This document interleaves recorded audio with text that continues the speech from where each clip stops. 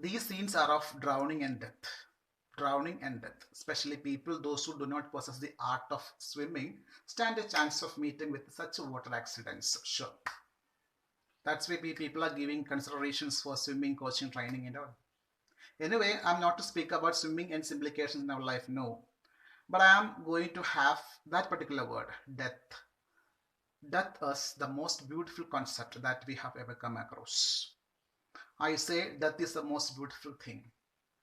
Death is the most beautiful thing because it's quite uncertain. There is nothing is as uncertain as death in this world, because we people do not know exactly how death is, what death is exactly. At that crucial element of time when we die, what all things do come to our mind? What would be the serious emotions we may undergo? Physically, mentally, emotionally, what we may have, we people don't know. Because dead people have not been able to come up and around. Highly paradoxical that we people, though we have come up to the pinnacle of success, achievements, we people, yet we don't know, or not a single person is there in this world capable of saying how death is or what death is like exactly.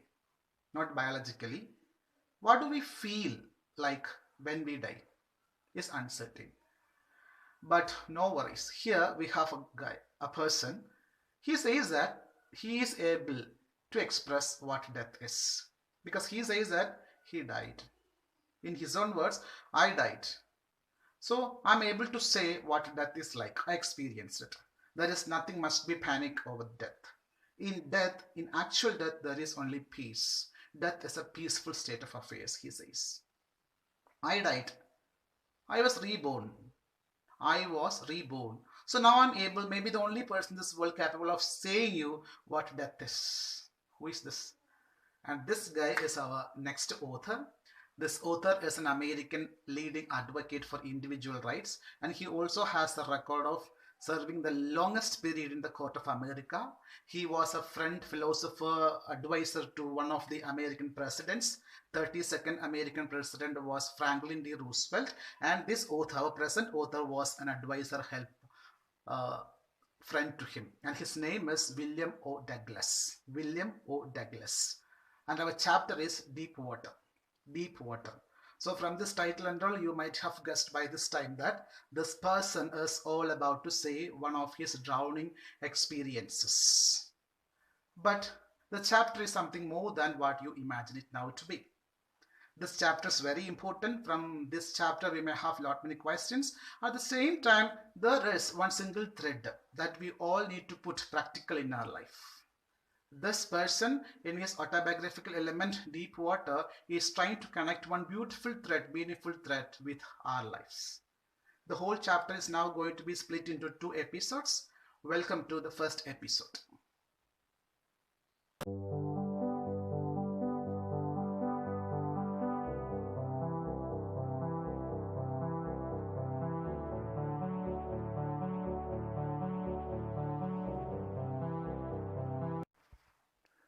It had happened when I was 10 or 11 years old. I had decided to learn to swim. There was a pool at the YMCA in Yakima that offered exactly the opportunity. The Yakima River was treacherous. Mother continually warned against it and kept fresh in my mind the details of each drowning in the river. But the YMCA pool was safe. It was only 2 or 3 feet deep at the shallow end, and while it was 9 feet deep at the other, the drop was gradual. I got a pair of water wings and went to the pool. So our chapter starts with such an episode that took place in his life when he was 10 or 11. He got a chance to learn swimming at YMCA in Yakima River. Yakima is a place, YMCA is a club, Young Men's Christian Association club. It was offering a pool. He also had the chance of going and learning swimming in Yakima River. But the problem is that Yakima River was treacherous. It was very deceptive and dangerous. Many people had already drowned in that river. His mother kept those threatening memories fresh in his mind, and she did not want her son to go and learn swimming in Yakima River, being a treacherous river. YMCA pool that was safer. It was preferable to Yakima River because It was only 2 or 3 feet deep at one end. The other end was almost 9 feet deep, but still that drop was gradual. So, in every sense, YMCA pool was preferable to Yakima River. So, he went over there with a pair of water wings. He hated to walk naked into it and show his skinny legs. But anyway, he overcame his pride and he did it. This is how his beginning of swimming was. From the beginning, however, I had an aversion to the water when I was in it. Aversion means dislike.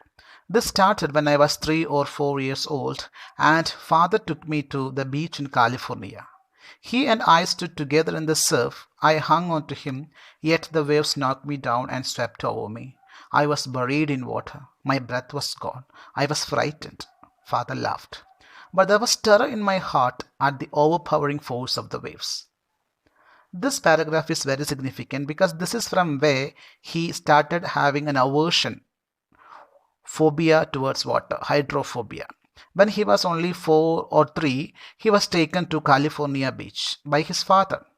When they were standing on the surf, suddenly some powerful waves came and knocked him down, and he was almost buried in water, and his breath was gone. He was really frightened.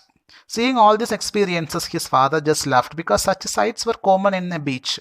So his father laughed. But the terror that was there in his mind since that particular time, which nobody noticed. Then what happened? My introduction to the YMCA swimming pool revived unpleasant memories and stirred childish fears. But in a little while, I gathered confidence. Now I am 10 or 11. I am going to YMCA swimming pool to study swimming. In the beginning and all, it was really unpleasant memory experience. But gradually, he gathered confidence. I paddled with my new water wings, watching the other boys and trying to learn by aping them, imitating them. I did this 2 or 3 times on different days and was just beginning to feel at ease in the water when the misadventure happened. 2 3 days he might have been there to the YMCA pool and many other people were there and he was trying to copy what they did. He just started feeling ease at water. Suddenly, then, that misadventure, the great turning point in his whole life, took place. What was that? I went to the pool when no one was there. The place was quiet, the water was still, and the tiled bottom was as white and clean as a bathtub. I was timid about going in alone, so I sat on the side of the pool to wait for others. I had not been there long when in came a big bruiser of a boy. Bruiser means a person with such a physical specimen, a bullying type, a physically strong guy. Probably 18 years old. He had thick hair on his chest. He was a beautiful physical specimen with the legs and arms that showed rippling muscles. He yelled, "Hi, Skinny, how do you like to be ducked?" With that, he picked me up and tossed me into the deep end. This is the beginning of that misadventure. When he was simply sitting over there on the shore of it, this 18-year-old bruiser came and he just picked him up and threw to the deep end of the pool. I landed in a sitting position, swallowed water, and went at once to the bottom. I was frightened, but not yet frightened out of my wits, which means I was conscious. On the way down, I planned. When my feet hit the bottom, I would make a big jump, come to the surface, lie flat on it, and paddle to the edge of the pool. See, the poor guy simply planned when he was getting drowned, he had a plan that when his feet hit that bottom of the pool, he would make a big jump, and that big jump would make him to the water surface and he will paddle to the shore and he will walk back. This is what he planned when he was drowned. It seemed a long way down. Those 9 feet were more likely 90. And before I touched bottom, my lungs were ready to burst. But when my feet hit bottom, I summoned all my strength and made what I thought was a great spring upwards. I imagined I would bob to the surface like a cock. Instead, I came up slowly. When he felt his feet touch that bottom, he made a jump, at least he guessed so. but no change happened. He was coming up slowly. I opened my eyes and saw nothing but water, water that had a dirty yellow tinge to it. Yellow colored water only he could see when he opened his eyes inside water. I grew panicky. I reached up as if to grab a rope, and my hands clutched only water. I was suffocating. I tried to yell, cry out, but no sound came out. Then my eyes and nose came out of the water, but not my mouth. Finally, somehow, my eyes and nose came out of water. It was out of water surface, but mouth was still inside. I flailed at the surface of the water, swallowed and choked. I tried to bring my legs up, but they hung as dead weights, paralyzed and rigid. A great force was pulling me under. I screamed, but only water hurt me. I had started on the long journey back to the bottom of the pool. Yes, somehow his eyes, nose, they came up above the water level, but something was pulling him down, and again he started going down to the bottom of the pool. I struck at the water as I went down, expanding my strength as one in a nightmare fights an irresistible force. I had lost all my breath. My lungs ached. My head throbbed. I was getting dizzy, but I remembered the strategy. I would spring from the bottom of the pool and come like a cork to the surface. At that second, going down also, he had the same planning. When his feet hit the bottom, he would jump up and he would come to the water surface like a cork. That plan was there with him. I would lie flat on the water, strike out with my arms, and thrash with my legs. Then I would get to the edge of the pool and be safe. I went down, down endlessly. I opened my eyes, nothing but water with yellow glow. Dark water that one could not see through. And then sheer stark terror seized me. He was terrorized. Terror that knows no understanding. Terror that knows no control. Terror that no one can understand who has not experienced it. I was shrieking underwater. I was paralyzed underwater, stiff, rigid with fear. Even the screams in my throat were frozen. Only my heart and the pounding in my head said that I was still alive. Only the heartbeat and pounding head told him that he was still alive. And then, in the midst of the terror, came a touch of reason. And he started having a flash of reasoning, logical thinking. I must remember to jump up. When I hit the bottom, at last I felt the tiles under me. Again, his feet could feel tiles bottom. My toes reached out as if to grab them. I jumped with everything I had. But the jump made no difference. The water was still around me. I looked for ropes, ladders, water wings, nothing but water. A massive yellow water held me. Stark terror took an even deeper hold on me, like a great charge of electricity. I shook and trembled with fright. My arms wouldn't move, my legs wouldn't move. I tried to call for help, to call for mother. Nothing happened. And then, strangely, there was light.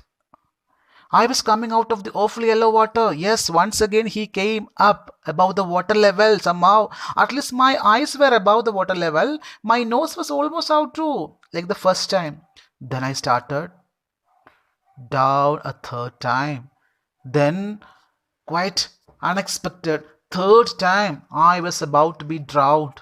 I sucked for air and got water. The yellowish light was going out from my eyes. Then all effort ceased. I relaxed. Even my legs felt limp, and a blackness swept over my brain. It wiped out fear. It wiped out terror. There was no more panic. It was quiet and peaceful. Nothing to be afraid of. This is nice. To be drowsy, to go to sleep. No need to jump. Too tired to jump. It's nice to be carried gently, to float along in space. Tender arms around me, tender arms like mother's. Now I must go to sleep. I felt like that only. I crossed to oblivion, complete unconsciousness, complete forgetfulness, and I fixed it. The curtain of my life fell. I died.